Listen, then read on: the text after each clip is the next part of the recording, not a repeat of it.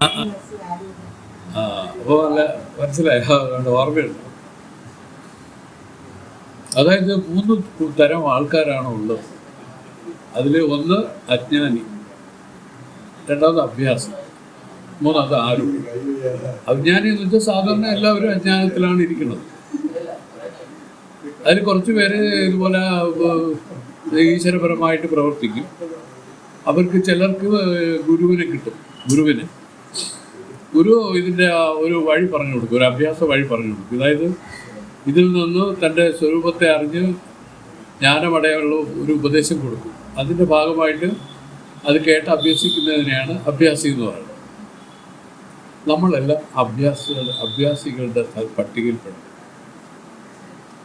ഇനി അടുത്ത കൂട്ടരാണ് ജ്ഞാനികൾ. അതാണ് ആരൂഢൻ. ആരൂഢൻ എന്ന് വെച്ചാൽ ആത്മജ്ഞാനം ശ്രദ്ധിച്ചവരെന്നർത്ഥം. അവരാണ് വാസ്തവത്തിൽ നമ്മുടെ ഗുരുക്കന്മാർ. ഇങ്ങനെ 3 രൂപത്തിലാണ് ആളുകളുള്ളത്. ഇത് ആളുകളല്ല, ഒരാൾ തന്നെ. അയാളുടെ പൂർവ്വകാലം എന്ന് വെച്ചാൽ അജ്ഞാനിയായിട്ടാണ് ഇരുന്നത്. എല്ലാവരും അങ്ങനെ തന്നെ. മഹത്തുക്കളും അങ്ങനെ തന്നെയാണ്, അല്ലേ ചേച്ചി? മഹത്തുക്കളും അങ്ങനെ തന്നെ. അവർക്ക് ഒരു പൂർവ്വകാലം ഉണ്ടായിരുന്നു, അജ്ഞാനത്തിലിരുന്ന ഒരു കാലം ഉണ്ടായിരുന്നു.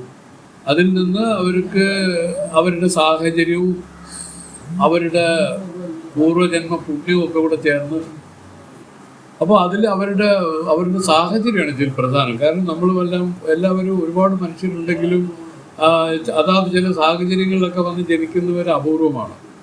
അവരാ കുടുംബത്തിൽ ഇതുപോലെ ഭക്തന്മാരായ ആൾക്കാരുണ്ടാവുക, അത് ജ്ഞാനത്തിലേക്ക് പോകുന്നവരുണ്ടാവുക. അതിനൊക്കെ വരുമ്പോൾ നമ്മളുകൂടെ അതിലകപ്പെട്ട് നമ്മളും ഇങ്ങനെ രക്ഷപ്പെടും, അത്രേ ഉള്ളൂ. അല്ലാത്തവർക്ക് എന്ത് ചെയ്യാൻ പറ്റും? ചെയ്യാക്കില്ല. അതാണ് പറഞ്ഞത്, സാഹചര്യങ്ങളും. അതുപോലെ തന്നെ പൂർവ്വജന്മ പുണ്യവും ഒക്കെ ആയിട്ടാണ് ഒരാൾക്ക് ഇതിൽ പ്രവേശിക്കാൻ പറ്റുന്നത്. അവർക്ക് ഈ വിശ്വാസം വരും. ഏത് വിശ്വാസം? ഇതെന്തോ ഉണ്ട്, കാര്യമായിട്ട് എന്തോ ഉണ്ട് സംഗതി. അറിയത്തക്കവർ ആരെങ്കിലും ഉണ്ടോ എന്ന് നോക്കി അവരെയൊക്കെ പോയി കണ്ട് അവരിൽ നിന്നൊക്കെ ചിലതൊക്കെ മനസ്സിലാക്കി ഇതിനെയാണ് അഭ്യാസം. അതിൻ്റെ ഫലം എന്താണ്?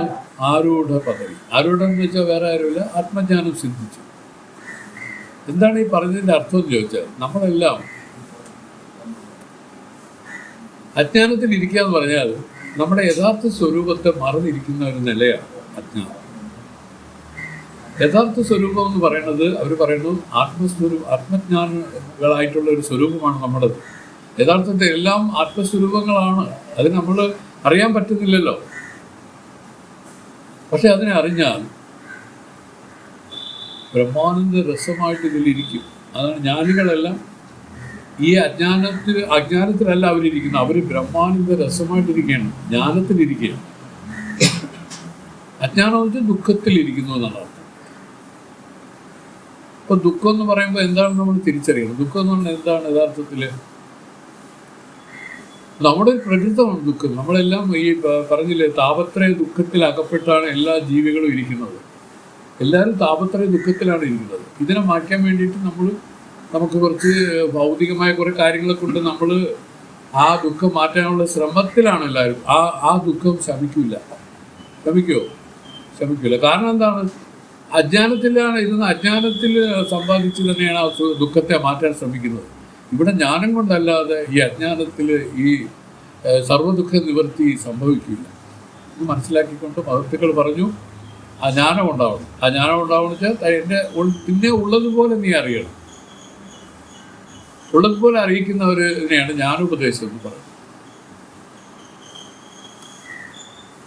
അതെങ്ങനെ നേരിട്ട് പറഞ്ഞു കൊടുക്കാൻ ഒക്കില്ല. കാരണം അതിന് കുറേ ബഹിരംഗ സാധനങ്ങൾ വേണം. ആ ബഹിരംഗ സാധനം വെച്ചാൽ മനസ്സിന് ശുദ്ധി വേണ്ടേ, മനസ്സിനൊരു ശുദ്ധി വേണ്ടേ. അതിന് വേണ്ടിയിട്ട് ശുദ്ധിക്കായിട്ടുള്ള ഉപദേശങ്ങൾ ആദ്യം ചെയ്യും. നീ മന്ത്രോച്ചാരണങ്ങൾ ചെയ്യും, നീ പൂജ ചെയ്യും, നീ സജ്ജനങ്ങൾക്ക് സേവ ചെയ്യും, നീ പറഞ്ഞ കണക്ക് നിഷ്കാമമായ കർമ്മങ്ങൾ ചെയ്യും എന്നൊക്കെ പറഞ്ഞു കൊടുത്താണ്. നമുക്കെന്തിനാണ് ഇവിടെ തിരുമേനി സ്വാമി ചെയ്തു വെച്ചിരിക്കുന്നത്? ഞായറാഴ്ചകളിൽ വന്നു ഗുരുസേവ ചെയ്യുകയാണ് എല്ലാവരും. ഗുരുസേവ ചെയ്യേണ്ടത് എന്തിനാണ്? അങ്ങനെയാണ് മന്ദക്കരണം ശുദ്ധി വരുന്നത്. അങ്ങനെയാണ് മനസ്സെപ്പോഴും ശുദ്ധി അടയുന്നുവോ അപ്പോൾ ഈ ജ്ഞാനത്തിൻ്റെ കാര്യങ്ങൾ ഗ്രഹിക്കാനുള്ള കപ്പാസിറ്റി മനസ്സിൽ വരും. അതുവരെ ഇല്ല. അതുവരെ നമ്മൾ കേൾക്കുന്നതെല്ലാം എന്തോ ഒരു കഥ പോലെ, എന്തോ ഒരു ശബ്ദം പോലെ ഒക്കെ അത് പിന്നെ ഒരു കാതിൽ കൂടെ കയറി മറ്റേ കാതിൽ കൂടെ വെളിയിൽ പോകും. ഇതങ്ങനെയല്ല, ഇത് ചെന്ന് ഹൃദയത്തിലേക്ക് പോകണം. ഏത് ഈ വാക്യങ്ങളെ നേരെ ഹൃദയത്തിലേക്ക് പോകും. ഇതിനെയാണ് ഉപദേശം. ഗുരുക്കന്മാർ ഉപദേശിക്കുന്നത് ഒരു കാത് വഴി കേട്ടിട്ട് പോണതല്ല, അത് തൻ്റെ ഹൃദയത്തിൽ വന്ന് തറയ്ക്കും. ഇതാണ് ഉപദേശം. അപ്പം അതിന് നമ്മൾ അർഹത എങ്ങനെ സമ്പാദിക്കുമെന്ന് ചോദിച്ചാൽ, അത് അവർ തന്നെ പറയുന്നു, അനന്ത ജന്മമായിട്ട് ഈ ജീവൻ ജനിക്കുകയും മരിക്കുകയും ചെയ്ത് ഭയങ്കരമായ ഒരു കാട്ടിൽ അകപ്പെട്ടവർക്ക് ഇരിക്കുകയാണ് എല്ലാവരും. ചിലർ പറയുന്നു കൈയും കാലും ആമം വെച്ച് ഒരിടത്ത് ഇട്ടതുപോലെയാണ് ഒരാൾ കിടക്കുന്നത്, ഒരാൾ ഇരിക്കുന്നത്. കാര്യം എന്ന് വെച്ചാൽ അയാൾക്ക് സ്വാതന്ത്ര്യമില്ല, അയാൾക്കൊന്നും ചെയ്യാനുള്ള കഴിവില്ല, ഒന്നിനും പറ്റുന്നില്ല.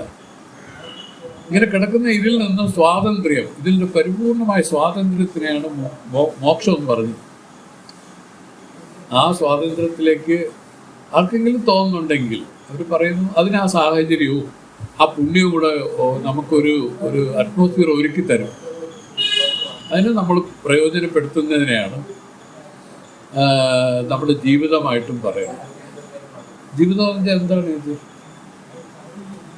അവർ പറഞ്ഞത് ജീവിതം എന്ന് പറഞ്ഞാൽ ഉണ്ണയോ ഉറങ്ങുകയും ചെയ്യുന്നത് മാത്രമല്ല, ജീവിതം എന്ന് പറഞ്ഞാൽ ജീവനെ ഉദ്ധരിക്കുന്ന ഒരു പ്രക്രിയ ആണ് ജീവിതമായിട്ട് പറയുന്നത്. ഇപ്പം ആൾ പറയും നമ്മളിപ്പോൾ മാർഗത്തിനെയാണ് ലക്ഷ്യമായിട്ട് കാണുന്നത്. മാർഗം ലക്ഷ്യത്തിലേക്കുള്ള വഴികളാണ്. അപ്പം നമുക്ക് അതിനു വേണ്ടിയിട്ട് ശരീരം കുറച്ച് നേരെ നിൽക്കണം, ആരോഗ്യമായിട്ട് നിൽക്കണം. അതിന് വേണ്ടിയിട്ട് എന്ത് വേണം? ശരീരത്തിന് ആവശ്യമുള്ള കാര്യങ്ങളൊക്കെ ചെയ്തു കൊടുക്കണം, അല്ലേ? എന്ന് വിചാരിച്ചാൽ അതല്ല നമ്മുടെ ലക്ഷ്യം. അപ്പം ശരീരത്തിനെ രക്ഷിക്കുന്ന ഭാഗമായിട്ട് നമുക്കൊരു കുടുംബമൊക്കെ ഉണ്ടാവും. അതും നമ്മുടെ ലക്ഷ്യമല്ല അത്. ഇതൊക്കെ ഇതിന് എത്രയും ജന്മങ്ങളായിട്ട് നമ്മൾ ഇതേ കണക്ക് ചെയ്തു വന്നുകൊണ്ടിരിക്കുന്നു. ഒരു സ്വാമി ചോദിച്ചു, പിന്നെ അദ്ദേഹത്തിൻ്റെ ആ മരണസമയത്ത് മറ്റോ അദ്ദേഹം ചോദിച്ചു. അപ്പോൾ വന്ന് പറഞ്ഞു, മോനെ ഞാൻ നിൻ്റെ അമ്മയാണെടാ എന്ന് പറഞ്ഞു. അമ്മ. അപ്പോൾ അദ്ദേഹം ചോദിച്ചു, ഏത് ജന്മത്തിലെന്ന് ചോദിച്ചു. അപ്പോൾ എത്രയോ ജന്മങ്ങളുണ്ടായി, ഇതിൽ ഏത് ജന്മത്തിലെ അമ്മയാണ് നിങ്ങൾ, ഏത് ജന്മത്തിലെ അച്ഛനാണ് നിങ്ങൾ? അറിഞ്ഞൂടാ, വ്യക്തതയില്ല. അതാ. അപ്പോൾ അങ്ങനെ ഒരു അവ്യക്തമായ കാര്യങ്ങളിലാണ് നമ്മൾ വിശ്വസിച്ച് സത്യമായിട്ടിരിക്കുന്നത്. ഇതിനെ വിടുന്നതാണ് ജ്ഞാനത്തിലേക്ക് വരുന്നതിൻ്റെ ആദ്യത്തെ വഴി. ഇതെല്ലാം കഥയില്ലാത്ത കാര്യങ്ങളായിട്ടാണ് ഇരിക്കുന്നത്. അതുകൊണ്ട് ജീവിതം എന്ന് പറഞ്ഞാൽ എന്താണ് ഇത്? ജീവനെ ഉദ്ധരിക്കാനുള്ള ഒരു യാത്ര, ഇതാണ് ജീവിതം.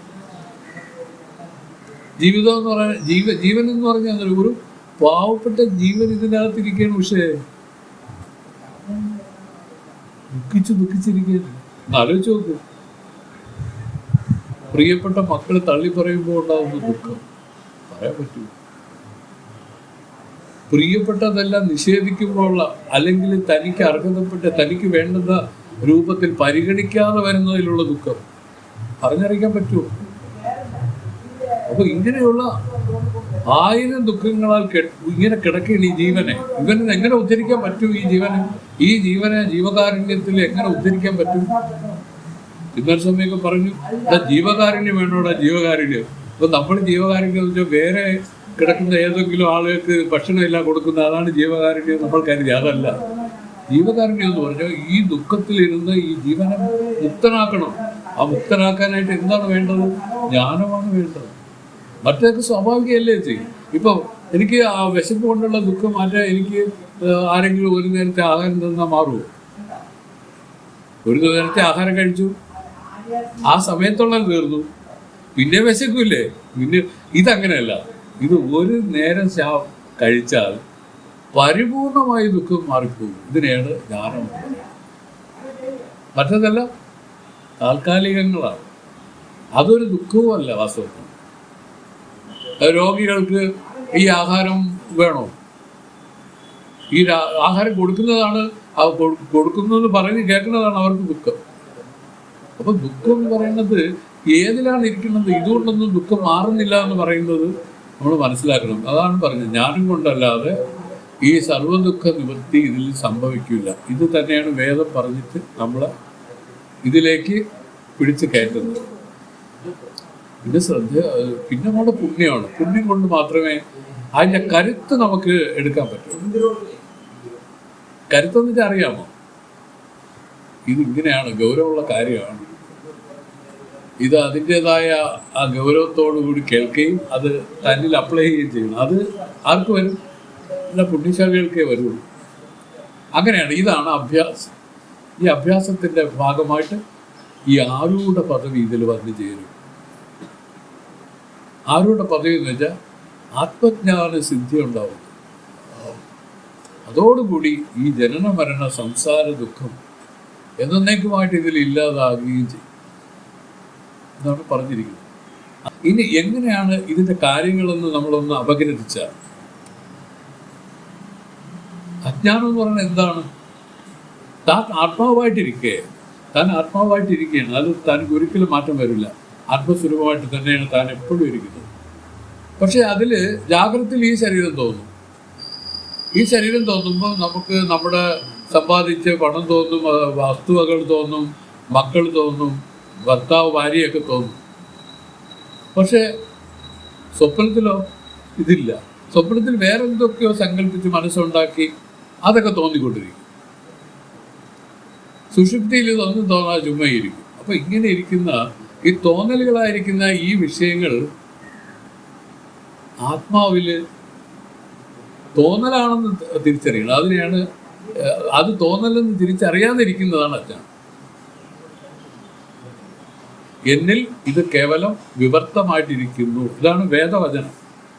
എന്നിൽ ഇത് ആരോപമായിട്ടിരിക്കുന്നു. അതിനവർ പറയുന്നു, ഈ ദേഹം എന്നാൽ അറിയപ്പെടുന്നതല്ലേ. ഈ ദേഹം അറിയപ്പെടുന്ന വസ്തു അറിവിൽ നിന്ന് അന്യമല്ലേ. അറിയപ്പെടുന്ന അറിവുമായിട്ട് എന്താണ് ബന്ധം? അറിയപ്പെടുന്ന എങ്ങനെ അറിവാവും ചേച്ചി, അല്ലേ? അപ്പൊ ഈ അറിവിൽ തോന്നി പറയുന്ന കാര്യങ്ങളായിട്ടാണ് ഈ ദേഹാദി പ്രപഞ്ചം ഇരിക്കുന്നത്. വാസ്തവമല്ലെന്ന് പറയാൻ കാരണം എന്താണ്? തോന്നുന്നത് സ്ഥിരപ്പെടുന്നില്ല. ജാഗ്രതയിൽ തോന്നിയത് സ്വപ്നത്തിലില്ല. സ്വപ്നത്തിലും ഇതിൻ്റെ ഭാവന എന്തോ ചില സങ്കല്പങ്ങൾ ചേർത്ത് തോന്നുന്നത് സുഷുപ്തിയിലും ഇല്ല. ഈ മൂന്ന് രൂപത്തിൽ ഈശ്വരൻ ഇതിനെ സൃഷ്ടിച്ച് രക്ഷിച്ച് സംഹരിച്ച് ദിവസം കാണിച്ചു തന്നുകൊണ്ടിരിക്കുകയാണ്.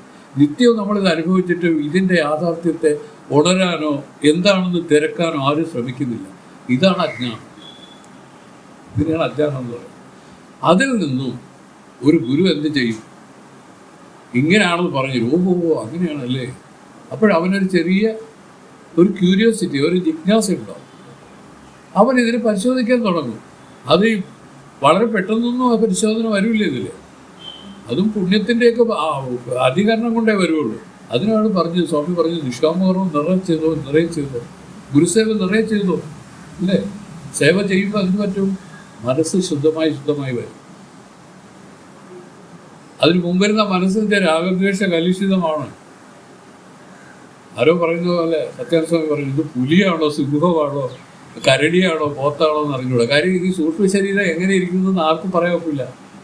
പ്രകൃതങ്ങൾക്കനുസരിച്ചാണ് സൂക്ഷ്മ ശരീരം ഇരിക്കുന്നത്. അത് മഹത്തുക്കൾക്കറിയാം. അതുകൊണ്ട് എങ്ങനെയാണ് ഇത് പ്രത്യക്ഷപ്പെടുന്നത് അതനുസരിച്ച് അതിൽ ഓരോന്നും ഇരിക്കുന്നത് കാണാം. ഇതിനെയാണ് റിഫൈൻ ചെയ്യാനുള്ളത്. ഈ ശരീരത്തെയാണ് നമ്മൾ മനുഷ്യത്വപരമായിട്ട് മാറ്റാനുള്ളത്. ആദ്യം പറഞ്ഞു കാരുണ്യം കൊണ്ട് നിറയ്ക്കൂ, സ്നേഹം കൊണ്ട് നിറയ്ക്കൂ. മനസ്സിലല്ലേ? അതിനാണ് സ്നേഹമാണ് ദൈവം എന്നൊക്കെ പറഞ്ഞ് പിന്നീടൊക്കെ പറഞ്ഞു തുടങ്ങിയത്. ക്രിസ്തുദേവൻ അദ്ദേഹം ഉപദേശിച്ചു പറഞ്ഞാൽ സ്നേഹം, പരസ്പര സ്നേഹം. നിന്നെ പോലെ നീ അയൽക്കാരനെ സ്നേഹിക്കുക എന്നൊക്കെ പറഞ്ഞ് എന്താണ്? സ്നേഹത്തിനൊരു ഗുണമുണ്ട്. സ്നേഹമുള്ളിടത്ത് ഒരു വിഷമങ്ങൾ കുറവാണ്. ഇപ്പോൾ തന്നെ പ്രിയപ്പെട്ട കുട്ടി തലയിൽ കൂടെ മൂത്രം ഒഴിച്ചാലും അതും ഒരു സുഖമായിട്ടല്ലേ നമുക്ക് തോന്നുന്നു, അല്ലേ? എന്താണ്? സ്നേഹമാണ് അതിന് കാരണം. അത് വേറൊരു കുട്ടി അങ്ങനെ ചെയ്താൽ അങ്ങനെ തോന്നുന്നില്ല. അപ്പോൾ ഈ സ്നേഹം കൊണ്ട് ഒരു പരിധി വരെ മനോവൃത്തികളെ ഒതുക്കാം. ഇത് കണ്ടിട്ടാണ് അദ്ദേഹം അങ്ങനെ പറഞ്ഞു കൊടുത്തത്. ഈ സ്നേഹിക്കൂ, നീ നിന്റെ വിരോധിയെ സ്നേഹിക്കൂ എന്നൊക്കെ പറഞ്ഞ് പോകുന്നത് അതുകൊണ്ടാണ്. അപ്പം നമുക്ക് അങ്ങനെ പറഞ്ഞതുകൊണ്ട് മാത്രം ജ്ഞാനം ഉണ്ടാവില്ല. അങ്ങനെ ഒരു അല്പം ശാന്തി വന്ന മനസ്സിൽ ഗുരുക്കന്മാർ ശ്രുതി ഉപദേശിക്കും, ശ്രുതിസാരങ്ങൾ ഉപദേശിക്കും. ഇങ്ങനെയാണ് അതിൻ്റെ പറഞ്ഞില്ലേ, അതിൽ അറിവിൽ തോന്നിയ കാര്യങ്ങൾ രണ്ടും കൂടെ പിരിച്ച് കാണുന്നതിനായിട്ട് പറയുന്നതിനാണ് അഭ്യാസം വെച്ച് പറയുന്നത്. അറിവ് വേറെ, അതിൽ തോന്നിയ കാര്യങ്ങൾ വേറെ. ഇത് രണ്ടാണ്, ഒന്നല്ല. അത് എങ്ങനെയാണ് ഇതിരിക്കുന്നത്? വിവർത്തമായിരിക്കുന്നു. വിഷയങ്ങളെല്ലാം ജഡവുമാണ്. എന്നുവെച്ചാൽ അതിന് സ്വയമേ ഒരു ചൈതന്യം ഇല്ല. അങ്ങനെയൊക്കെ ഇരിക്കുന്ന ഈ വിഷയങ്ങളിൽ സത്യബുദ്ധി ചെലുത്തി നിൽക്കുന്ന ഒരു നില തന്നെ അജ്ഞാനം. ഇതിനെ പിരിക്കാനായിട്ട് അവർ പറയും. പിരിക്കാൻ വേണ്ടിയിട്ടുള്ള മരുന്നും അവർ പറഞ്ഞു തരും. ഇതിനെ പിരിച്ച് ഏകാന്തത്തിൽ ഇങ്ങനെ കാണുന്നതിനാണ് നമ്മൾ പറയും ഈ പറയുന്ന സമാധി പഴകുന്ന. ഇത് ഇവരുടെ വാക്കാണ്, അത് വേണ്ട. നിഷ്ഠ പഴകുന്നു എന്ന് പറയും. നിഷ്ഠ, അങ്ങനെ നിഷ്ഠയിലിരുന്ന് വളരെ കാലം അങ്ങനെ ചെയ്യുന്നവർക്ക് ചില ആ ഗുരുകാരുണ്യം കൊണ്ട് ഇത് തെളിഞ്ഞ് കിട്ടും. ഏത് അതിൻ്റെ യഥാർത്ഥമായ ജ്ഞാനം ഉണ്ടാവും. അല്ലാത്തവർക്ക് ഉണ്ടാവില്ലെങ്കിലും കുഴപ്പമൊന്നുമില്ല. അടുത്ത് ജന്മങ്ങൾ കിടക്കില്ലേ. ഇതിപ്പോൾ കൂടുതൽ ജന്മം എടുത്ത് അറിയിക്കേണ്ടെന്ന് വിചാരിക്കുന്നവർക്ക് പിന്നെ പെട്ടെന്ന് തന്നെ ഇതിന് വേണ്ടി ശ്രമിക്കണം. ചേച്ചി നോക്ക്, ഇത് ലോകത്തിൻ്റെ ഘടന എന്ന് നോക്കിയത് എന്ത് ഘോരമാണല്ലേ. ഒരു സമാധാനം ഒരിടത്തും ഇല്ല. ഇപ്പോൾ ഈ അടുത്തായിട്ട് എന്തൊക്കെയാണ് കേൾക്കുന്നത്. വളരെ രൂക്ഷമായിട്ട് പോകുന്നു. കള്ളം പറഞ്ഞ് മാത്രം ഇതിൽ ജയം നേടാൻ ശ്രമിക്കുന്ന രൂപത്തിൽ ആയിക്കൊണ്ടിരിക്കുന്നു. എല്ലാത്തിനെയും ശക്തി കൊണ്ടും ഇതുകൊണ്ടും എതിർക്കുന്ന രൂപത്തിലായില്ലേ. ഇതാണ് പണ്ട് ശിലായുഗത്തിൽ ഇങ്ങനെ ആയിരുന്നു. ആ ശിലായുഗത്തിൽ കിടന്ന് ഇവരെ ഇങ്ങനെ അടിച്ചും പിടിച്ചും കൊന്നും ചത്തും ഒക്കെ ഇരുന്നവരെയാണ് പതുക്കെ റിഫൈൻ ചെയ്ത് കൊണ്ടുവന്നത് ഈ രൂപത്തിൽ. ഇനിയും നമുക്ക് എന്താണ്, നമ്മൾ ഇവിടെ കിടന്ന് അടികൂടിയിട്ട് എന്ത് സാധിക്കാനാണ്?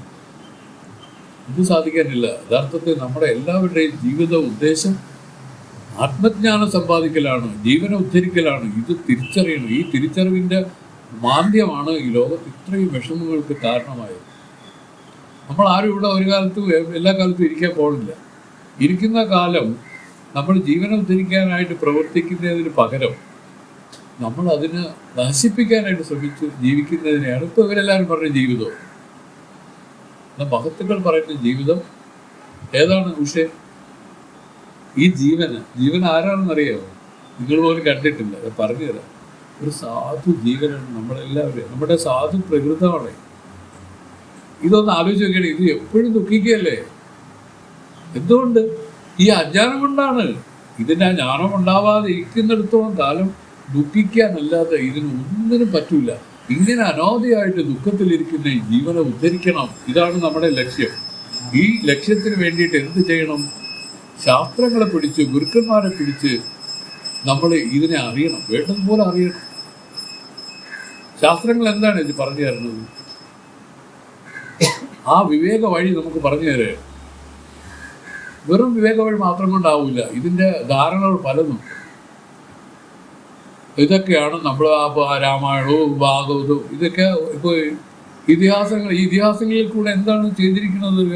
വ്യാസനും എഴുത്തച്ഛനും ഒക്കെ എന്താണ് ചെയ്തിരിക്കുന്നത്? ഇതിൻ്റെ ഒരു പിക്ചർ നമുക്ക് തരുകയാണ്. ഇങ്ങനെയാണ് കഷ്ടപ്പെട്ട കേട്ടില്ലേ, ഓരോരുത്തരും കഷ്ടപ്പെട്ട കാര്യങ്ങൾ പറയും. ഇങ്ങനെ അറിയിക്കണം, നിനക്ക് ഇങ്ങനെ അറിയിക്കണമെന്ന് ആഗ്രഹമുണ്ടോ? ഇല്ല. അങ്ങനെയാണെങ്കിൽ നീ ആ മുക്തിമാർഗത്തിലേക്ക് പ്രവർത്തിച്ചോ, മോക്ഷമാർഗത്തിൽ പ്രവർത്തിക്കാൻ പറയുകയാണ്. ഇങ്ങനെയാണ് ഓരോന്നും ശാസ്ത്രങ്ങളായിട്ട് ഈ ഇതിഹാസങ്ങളിലൂടെ ഇതിൻ്റെ ചിത്രം വരച്ച് കാണിച്ചു തന്നിട്ട് ആ ജ്ഞാനോപദേശം ചെയ്യുന്നതിലേക്ക് ശ്രുതി നമ്മളെ കൊണ്ടുവന്ന് നിർത്തിയിരിക്കുകയാണ്. ആ ജ്ഞാനം കേൾക്കണമെങ്കിൽ അതൊക്കെ ശുദ്ധി വേണം. ആ ശുദ്ധിയാണ് നമ്മൾ ഈ നിഷ്കാമകർമ്മം ചെയ്ത് സമ്പാദിക്കുന്നത്. നിഷ്കാമകർമ്മം എങ്ങനെ ചെയ്യാം? പക്ഷേ നമ്മൾ ചെയ്യുന്ന കർമ്മങ്ങളെല്ലാം അഭിമാനമില്ലാതെ ചെയ്താൽ മതി. ഞാൻ ചെയ്യുന്നുള്ള ഭാവനയില്ലാതെ ഈശ്വരാർപ്പണമായിട്ട് ചെയ്താൽ മതി. അപ്പോൾ അത് നിഷ്കാമമാവും.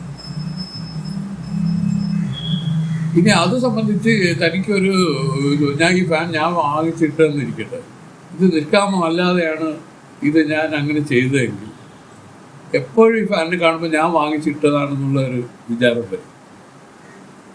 എല്ലാം അങ്ങനെ തന്നെ. ഈ കെട്ടിടം കെട്ടിയത് ഞാനാണെന്ന് പറയും, അല്ലെങ്കിൽ എൻ്റെ സംഭാവനയാണ് ഈ കെട്ടിടത്തിൽ കൂടുതലുള്ളത്. ഇങ്ങനെ ഏതെങ്കിലും രൂപത്തിൽ ഈ കർമ്മം കൊണ്ട് ഈ മനസ്സ് ദുഷിക്കുകയാണ് ചെയ്യണത്. മറിച്ച് ഇങ്ങനെ ചെയ്യുകയും വേണം. എന്നാൽ ഇത് സംബന്ധിച്ച് ഒരുവിധ വിചാരങ്ങൾ ഇതിൽ വരാൻ പാടില്ല. നിഷ്കാമ്യമായിട്ട് കർമ്മം ചെയ്തു പോകണം. അങ്ങനെ ചെയ്തു പോകുന്നവരെ സംബന്ധിച്ച് മനസ്സ് ശുദ്ധമായി വരും. മനസ്സ് ശുദ്ധമാവേണ്ടതിൻ്റെ ആവശ്യം എന്താണ്? ഈ ജ്ഞാനം ഫലിക്കണമെങ്കിൽ മനസ്സിന് ശുദ്ധി വേണം. ആ ശുദ്ധിയുള്ള മനസ്സിൽ പറഞ്ഞില്ലേ, ആ വയലെല്ലാം വിത്ത് ആദ്യമേ വിതയ്ക്കില്ലല്ലോ. വയൽ ഉഴുത് മറിച്ച് അതിൽ വളങ്ങളൊക്കെ ഇട്ട് അതിൻ്റെതായ ഒരു രീതിക്കല്ലേ അത്. ഇതുപോലെയാണ് ഈ അന്ധക്കരണം. ഈ മനസ്സ് ശുദ്ധമാവാതെ ഇത് ഇട്ട് കഴിഞ്ഞാൽ അത് മുളയ്ക്കില്ല. ബ്രഹ്മവിത്തിന് നിക്ഷേപിക്കുകയാണ് ആര്? ഗുരു. ബ്രഹ്മവിത്ത് ബ്രഹ്മൈവ ഭവതി. അങ്ങനെ ഭവതി ആവണ്ടേ? അങ്ങനെ ആവണമെങ്കിൽ എന്ത് വേണം? അതിനുള്ള ഒരു പരിതസ്ഥിതി അതിലുണ്ടാവണം. അതാണ് മനസ്സിൻ്റെ ശുദ്ധി ഇവിടെ പറഞ്ഞത്. ഏതും അത് ഫലിപ്പിച്ചെടുക്കണമെങ്കിൽ അടിസ്ഥാനമായിട്ടുള്ള കുറേ കാര്യങ്ങളുണ്ട്. അതെല്ലാം നേരെയാക്കിക്കൊണ്ടുവരണം. അതിനാണ് ശുദ്ധി പറഞ്ഞത്. ഈ ശുദ്ധി നിഷ്കാമകർമ്മം ചെയ്ത് സമ്പാദിക്കും. ഇപ്പോൾ ചിന്മാനന്ദ സ്വാമിയുടെ ഉപദേശം ഞായറാഴ്ചകളിൽ എല്ലാവരും ഇവിടെ വരിക. പക്ഷെ അവരുടെ മനസ്സിൽ ഒരേ ഒരു കാര്യമേ ആകാവൂ. എന്താണ്? എങ്ങനെയെങ്കിലും ഈ പറയുന്ന സംസാര ദുഃഖത്തിൽ നിന്ന് വിടണം. അതിൽ ഈ മുക്തി ഇതിൽ കൈവരിക്കണം. ഇങ്ങനെയുള്ള ഒരേ ഒരു ലക്ഷ്യത്തോടു കൂടി നിന്ന് നമുക്ക് നിക്ഷിപ്തമായിരിക്കുന്ന പണികളെല്ലാം ചെയ്തിങ്ങനെ പോയാൽ ഒരു പറഞ്ഞ നിഷ്കാമകർമ്മമായി. അതുകൊണ്ട് അന്തരംഗം ശാന്തമായി. അപ്പോഴാണ് നമുക്ക് ഇതിനകത്തു നിന്ന് തന്നെ ആ കാര്യങ്ങളെല്ലാം ഇതിനകത്തു നിന്ന് തന്നെ വെളിയിലോട്ട് വരും. ഓക്കെ, വെളിയിൽ നിന്നുള്ള ഉപദേശത്തിൻ്റെ ആവശ്യം എപ്പോഴാണ് വരുന്നത്? തൻ്റെ ഉള്ളിലിരുന്ന് ഉപദേശിക്കുന്ന ഗുരുവിൻ്റെ ശബ്ദം കേൾക്കാതിരിക്കുന്നതുകൊണ്ടാണ് വെളിയിലുള്ള ഗുരുവിനെ കൊണ്ട് പിന്നെ ഉപദേശിച്ച് കേൾക്കേണ്ടി വരുന്നത്. പക്ഷെ ആ ഒരു സൈലൻസ് ഇതിൽ വന്നാൽ, അല്ലെങ്കിൽ ആ ഒരു ശാന്തി ഇതിൽ വന്നാൽ, ഇതിനകത്തു നിന്ന് തന്നെ എല്ലാം വരും. ചിന്മയാനന്ദ സ്വാമി ഒരിക്കൽ പറഞ്ഞു. സ്വാമി പറഞ്ഞത് ഇതാണ്: മഹാവാക്യങ്ങളെ ഞങ്ങളോടൊക്കെ പറയുന്നതാണ്. ഇതെല്ലാം എൻ്റെ ഉള്ളിൽ നിന്ന് തന്നെ വെളിയിലോട്ട് വരണം. എന്നുവെച്ചാൽ കേട്ടിട്ടില്ല, പക്ഷെ അതൊക്കെ ഉള്ളിൽ നിന്ന് തന്നെ ജനറേറ്റായി. ഇതെല്ലാം നമ്മുടെ ഉള്ളിലിരിക്കുന്ന കാര്യമാണ്, വെളിയിലത്തെ കാര്യമല്ല. പക്ഷേ അതിനെ ബോധ്യപ്പെടുത്താൻ വേണ്ടി ഒരു ഉപായത്തിൽ ഇങ്ങനെയുള്ള ഒരു വ്യവസ്ഥ മഹത്തുകൾ ചെയ്തു വെച്ചിരിക്കുന്നത്. അതിനെയാണ് ഇതൊരു അഭ്യാസം. ഇങ്ങനെയാണ് ഇതിൽ ആളുകൾ കയറി വരുന്നത്. അപ്പം അതിൽ പിരിച്ചു നോക്കാനുള്ള ശ്രമത്തിൽ അകപ്പെടുമ്പോൾ നമ്മൾ അഭ്യാസികളായി. ഇത് പിരിയുമ്പോൾ ആരൂഢരുമായി. പിന്നെ 3 രൂപത്തിൽ ഇതിൽ നിൽക്കുകയാണ്. അജ്ഞാനി, അഭ്യാസി, ആരൂഢരി 3 പേർക്ക് വൃത്തികളുടെ സ്വഭാവം എങ്ങനെയാണെന്ന് ചോദിച്ചാൽ, അജ്ഞാനിക്കൊരു വൃത്തി ഉണ്ടായി, അത് വളർന്നു. പന്തലിച്ചാലും അജ്ഞാനിക്ക് ആ വൃത്തി അറിയാൻ പറ്റില്ല. ഒരു ഉദാഹരണം, ഒരു ദേഷ്യം ഉണ്ടായി അയാൾക്ക്, അതതിൻ്റെ പരമോന്നതമായ നിലയിലെത്തി, എന്നാലും അയാൾ അറിയുന്നില്ല. അഭ്യാസിക്ക് അങ്ങനെയില്ല. ഒരു വൃത്തി ഉണ്ടായി, അത് അതിൻ്റെ രൂപത്തിലുള്ള പ്രയാസങ്ങൾ അനുഭവപ്പെടുമ്പോൾ ഇടയ്ക്ക് വെച്ച് അത് പിടിക്കും. ഇങ്ങനെ ഇതാണ് എന്നാൽ അയാൾ കാണും, കണ്ടിട്ട് അതിനെ മാറ്റുകയാണ്. ആരോട് എങ്ങനെയാണെന്ന് വെച്ചാൽ, ഒരു വൃത്തി ഉണ്ടാകുന്നതിന് എത്രയോ കാലം മുമ്പേ തന്നെ അയാൾ കണ്ടിട്ട് അന്ന് പ്രതിവിധി ചെയ്യും. ഈ വൃത്തി വരുന്നതിൻ്റെ പ്രതിവിധി കാലങ്ങൾ എത്രയോ കാലത്തിന് മുമ്പേ ചെയ്തിരിക്കും. ഇങ്ങനെ 3 പേർക്ക് 3 പ്രകൃതമാണ്. ഒരു ജ്ഞാനികൾക്ക് ഈ വൃത്തികൾ ഉണ്ടാവുന്നില്ല എന്നല്ല അർത്ഥം. പക്ഷേ ഇവ ഉണ്ടാവുന്നതിന് എത്രയോ മുമ്പേ തന്നെ അവർ പരിഹാരം ചെയ്തിരിക്കുകയാണ്. അതാണ് ജ്ഞാനമടഞ്ഞിരിക്കണം എന്ന് പറഞ്ഞതിൻ്റെ അർത്ഥം. ജ്ഞാനമടഞ്ഞിരിക്കുക എന്ന് പറഞ്ഞ അർത്ഥം ഇതിനെല്ലാത്തിൻ്റെയും പരിഹാരം നേരത്തെ കണ്ടുവച്ചിട്ടിരിക്കുകയാണ്. അതുകൊണ്ട് ഇതൊക്കെ വരും, അവരെ തൊടൂല, ഒന്നിനും അവരെ ബാധിക്കാനുള്ള സാമർഥ്യമില്ല. വന്നിങ്ങനെ നോക്കിയിട്ട് അവരെ തന്നെ നാണിച്ചു പോകും. അതാണ് ഞാൻ. എന്നാൽ അജ്ഞാനിക്ക് അങ്ങനെയില്ല. ഇവരെല്ലാവർക്കും എൻട്രൻസ് കൊടുക്കുകയാണ്. വാ സ്വാഗതം. അതിൽ കാമം, ക്രോധം, ലോഭം, മോഹം ഇതെല്ലാം വൃത്തികളാണ്. ഓരോ ആളുകളാണെന്ന് വിചാരിച്ചോ, അവർക്കെല്ലാം ഇതിനകത്ത് സ്ഥാനം കൊടുക്കും, അവർക്കൊരു പ്രാതിനിധ്യം കൊടുക്കും. നമ്മൾ അങ്ങനെയല്ലേ പക്ഷേ ചെയ്യുന്നത്. ഇത് നമുക്ക് ദോഷമാണെന്ന് നമുക്ക് തിരിച്ചറിയാനും പറ്റില്ല. അവിടെയാണ് ജ്ഞാനികൾ, അഭ്യാസികൾ എന്താണ് ഇത് അവരിൽ നിന്ന് കേട്ടു, ഇതെല്ലാം നമുക്ക് തന്റെ ലക്ഷ്യത്തിലേക്ക് വരുന്നതിന് തടസ്സമാണെന്ന് അവർ കേട്ടു. ആരിൽ നിന്ന്? ഇവർ നേരത്തെ കണ്ട വസ്തുക്കളിൽ നിന്ന്. അങ്ങനെ കേട്ടതിന് ശേഷം അവർ പറഞ്ഞു കൊടുത്തു, ഇതാണ് നിനക്ക് എത്രയോ ജന്മങ്ങളായിട്ട് നീ ദുരിതത്തിൽ അകപ്പെട്ടിരിക്കാൻ കാരണമെന്ന് നീ മനസ്സിലാക്കിക്കോ. എന്നിട്ട് നീ ഇതിനു വേണ്ടി എന്താണ് ചെയ്യാനുള്ളത്? ഈ കാമക്രോധ ലോഭാദി വൃത്തികളെ നീ ഒരിക്കലും അംഗീകരിക്കരുത്. വന്നാൽ ഉടനെ തന്നെ അതിനെ തിരസ്കരിക്കണം. തിരസ്കരണീ മന്ത്രം ഉപദേശിച്ചു. ആ തിരസ്കരണീ മന്ത്രമാണ് നമ്മളെല്ലാം ചെയ്തുകൊണ്ടിരിക്കുന്നത്. അതാണ് അഭ്യാസികൾ. അങ്ങനെ വരാതെ ഇരിക്കില്ല. വന്നു കഴിഞ്ഞാൽ ഉടനെ തന്നെ തിരിച്ചറിയും, ഓഹോ അതാണല്ലേ, ശരി. അതിനെ നോക്കിയാൽ അത് പോകും, ഇല്ലാതാവും. നോക്കാതിരിക്കുന്നതുകൊണ്ട് പഴച്ചു വളരുകയും അതും ഒരു സുഖമായിട്ട് ആളുകൾ കരുതും. അങ്ങനെയൊക്കെയാണ് പലരും ഈ അജ്ഞാനത്തിലിരിക്കുന്നത്. ഇങ്ങനെ 3 രൂപത്തിൽ ഒരാള് ജ്ഞാനത്തിന് മുമ്പേ ഇരിക്കുകയാണ്. ഇപ്പം ജ്ഞാനം എടുത്തിട്ട് എന്താണ് കാര്യം കുറിച്ച് ചോദിക്കുകയാണെങ്കിൽ ഇന്ന് പറയാൻ പറ്റും. പക്ഷെ നമ്മളുടെ യഥാർത്ഥ പൂർവ്വസ്ഥിതിയിലേക്ക് നമ്മൾ പോട്ടെ. പൂർവ്വസ്ഥിതിയാണ് ജ്ഞാനമെന്ന് പറയുന്നത്. നമ്മൾ എങ്ങനെ ഇരുന്നു എന്ന് ചോദിച്ചാൽ അങ്ങനെ ഇരിക്കാനുള്ള തിരിച്ചുപോക്കാണ്. ഇപ്പൊ നമ്മൾ ഇരിക്കുന്നത് ഇപ്പൊ ഒരു റബ്ബർ തന്നെ ഇരിക്കുന്നത് വലിച്ചിങ്ങനെ നീട്ടി വെച്ചിരിക്കുകയാണ്. ഉദിച്ചോ അതെന്റെ പൂർവ്വസ്ഥിതിയിലേക്ക് പോകണം. എന്ത് ചെയ്യണം? അത് വിട്ട് കഴിഞ്ഞാൽ ടപ്പ് പഴയ സ്ഥിതിയിൽ വരും. വിടാൻ നമുക്ക് പറ്റുന്നില്ല. ഭഗത്തുക്കളൊക്കെ പറഞ്ഞു വിട് അത് വിട് ഇത് വിട് മറ്റൊന്ന് വിട് എന്നൊക്കെ പറഞ്ഞുകൊണ്ടിരിക്കുന്നു. നമുക്ക് എന്താണെന്ന് പോലും അറിയാൻ വയ്യ. ഒന്നും പിടിച്ചു വെക്കരുത്. മനസ്സിലായില്ലേ? നമ്മളെ ഉള്ളിൽ സൂക്ഷിക്കുന്നതിനെയാണ് പിടിച്ചു വെക്കലെന്ന് പറയുന്നത്. എല്ലാം വിട്ടുകളഞ്ഞാൽ സ്വാഭാവികമായിട്ട് തന്നെ ഈ ജ്ഞാനം ഇതിൽ വന്നു ചേരും. മനസ്സിലായോ? ആ